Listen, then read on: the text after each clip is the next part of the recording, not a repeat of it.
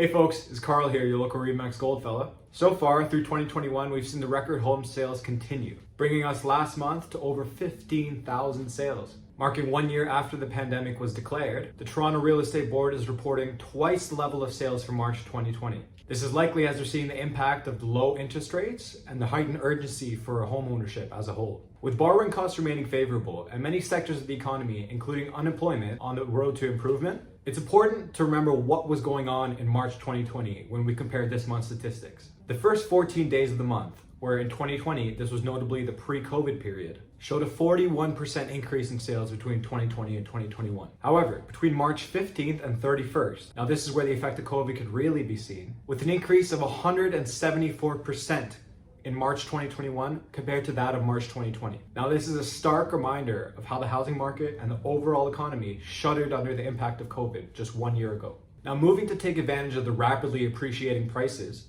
new listings were up 57% year over year, from 14,500 in March 2020 to almost 23,000. While this is a strong increase, the number of listings did not grow anywhere near the number of sales, which almost doubled from 8,000 in March 2020 to just under 16,000 sales last month. Now this ratio of sales to new listings is what helps us as professionals gauge what direction the balance of the market is tipping towards. Whether we're heading deeper into the seller's market with more buyers competition, or more towards a balanced market with a level playing field.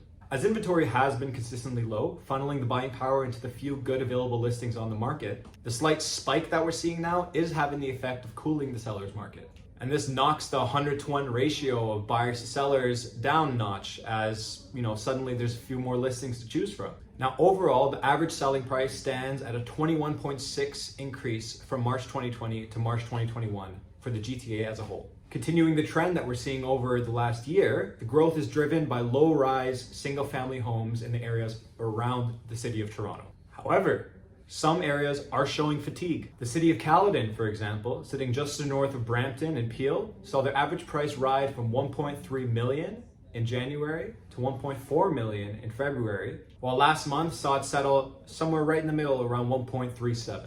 A similar trend can be seen for King City, just south of Newmarket, which rocketed past 2.1 million in February, but is now cooled to just over 1.9 million last month. Now, due to the smaller market sizes in these cities, the price levels are more volatile, and these figures do represent what's actually selling as opposed to what the composition of homes are in the city itself. And as a result, they don't necessarily reflect the average value of an average home in that area. Now, looking at a condo market, the average GTA condo has now appreciated past the pre-COVID mark. The $660,000 average in February 2020 has finally been beat by last month's average of $676,000. So this marks the beginning of the end of this advantageous correction in this Toronto condo market. However, the city of Toronto hasn't fully recovered yet. In February 2020, prior to COVID, the average price for a condo in the city of Toronto was $722,000. Last month, in the city of Toronto itself, as businesses entered another wave of shutdowns, the average price still remains at just $707,000.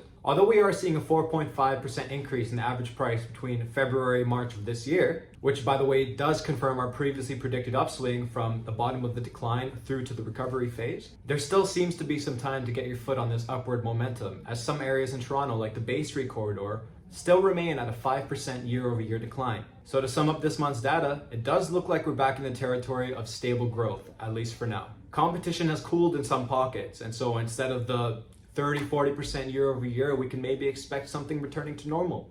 And conversely, the condo market is beginning its climb back up. Buyers may finally be able to see some light in the market, enjoying the choice of options as we're seeing the spring rush of listings. With talks about heightened restrictions regarding stress tests, and interest rate hikes being an inevitability, it's likely that we won't see the frenzied activity that we saw over the last 12 months continue.